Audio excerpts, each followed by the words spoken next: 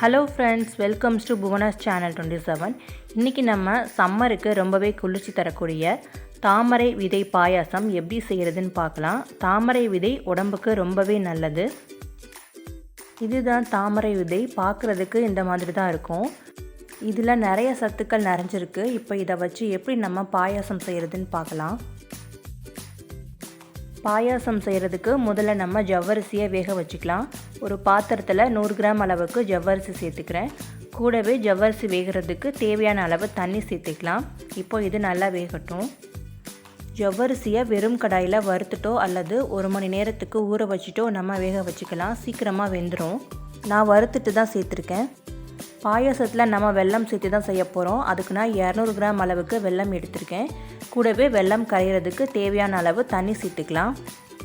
இன்றைக்கி நான் வெல்லம் சேர்த்து தான் செய்கிறேன். இதுக்கு பதிலாக நாட்டு சர்க்கரை, வெள்ளை சர்க்கரை எது வேணால் பயன்படுத்தி செய்யலாம்.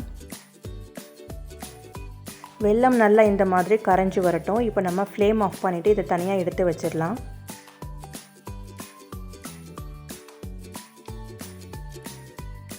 கூடவே ஒரு கடாயில் 100 கிராம் அளவுக்கு பாசிப்பருப்பு சேர்த்துட்டு ட்ரை ரோஸ்ட்டாக வறுத்துக்கலாம்.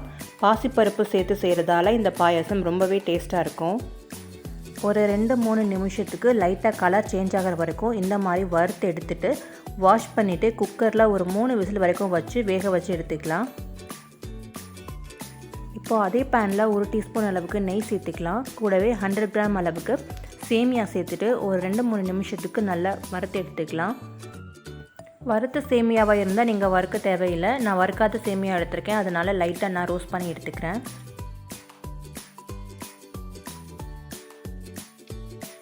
இந்த அளவுக்கு லைட்டாக கலர் சேஞ்ச் ஆகிற வரைக்கும் நம்ம வறுத்து எடுத்துக்கிட்டால் போதும்.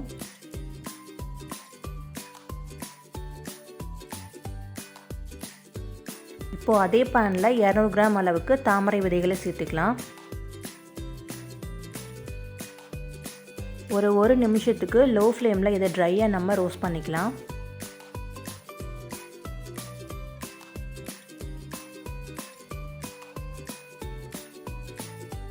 ஒரு நிமிஷத்துக்கு ட்ரையாக நம்ம வறுத்ததுக்கப்புறம் 1 டீஸ்பூன் அளவுக்கு நெய் சேர்த்துட்டு இப்போ நம்ம வதக்கி எடுத்துக்கலாம். லோ ஃப்ளேமில் வச்சுட்டு வறுத்துக்கோங்க. எல்லா சைடும் நல்லா பொன்னிறமாக பொரிஞ்சு வரணும். நம்ம கையில் எடுத்து உடச்சி பார்த்தோன்னா பாப்கார்ன் மாதிரி இது உடையணும். அந்த ஸ்டேஜ் வரைக்கும் நல்லா வறுத்து எடுத்துக்கோங்க. சரியாக வறுப்படலை அப்படின்னா நம்ம கையில் எடுத்து உடைக்கும் போது உடைக்க முடியாது. ஜவ்வரிசியும் ஓரளவுக்கு நல்லாவே வெந்துருச்சு. இப்போ இது கூடவே காய்ச்சின பால் சேர்த்துக்கலாம்.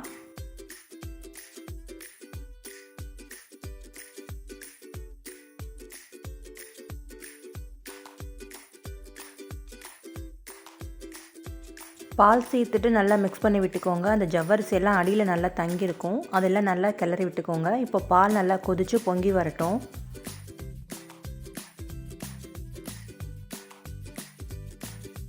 இப்போது பால் நல்லாவே கொதித்து வந்துருச்சு. இதிலேயே ஜவ்வரிசி நல்லா வெந்துடும். இப்போ இது கூடவே நம்ம கரைச்சி வச்சுக்கிற சர்க்கரை பாகு சேர்த்துக்கலாம்.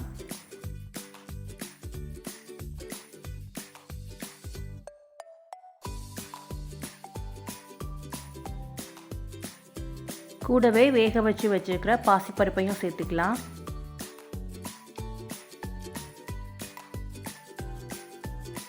இது கூடவே நெய்யில் வதக்கி வச்சுருக்கிற சேமியா, நெய்யில் வதக்கி வச்சுருக்கிற தாமரை விதை, இது ரெண்டையுமே நம்ம சேர்த்துக்கலாம்.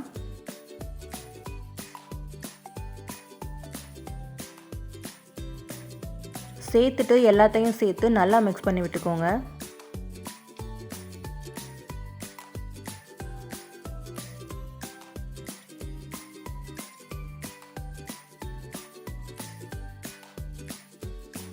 ஒரு சீசனிங் பேனில் 1 டீஸ்பூன் அளவுக்கு நெய் சேர்த்துக்கலாம். நெய் சூடானதும் அதில் முந்திரி, கிஸ்மிஸ் சேர்த்து நம்ம வறுத்துக்கலாம்.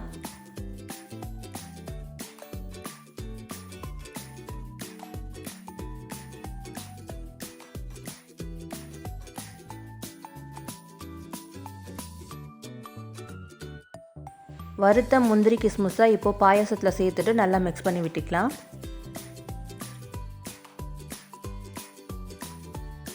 ஒரு அரை டீஸ்பூன் அளவுக்கு வாசனைக்காக ஏலக்காய் பொடி சேர்த்துக்கலாம். கூடவே ஒரு பிஞ்ச் அளவுக்கு உப்பு சேர்த்துட்டு இதை நல்லா மிக்ஸ் பண்ணி விட்டுக்கோங்க.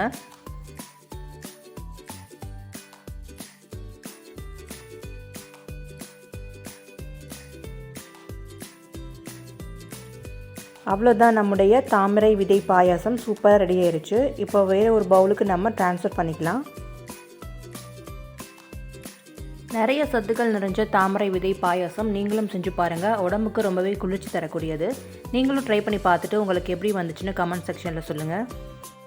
இந்த ரெசிபி உங்களுக்கு பிடிச்சிருந்தால் மறக்காமல் உங்கள் ஃப்ரெண்ட்ஸுக்கும் ஷேர் பண்ணுங்கள். தேங்க்ஸ் ஃபார் வாட்சிங்.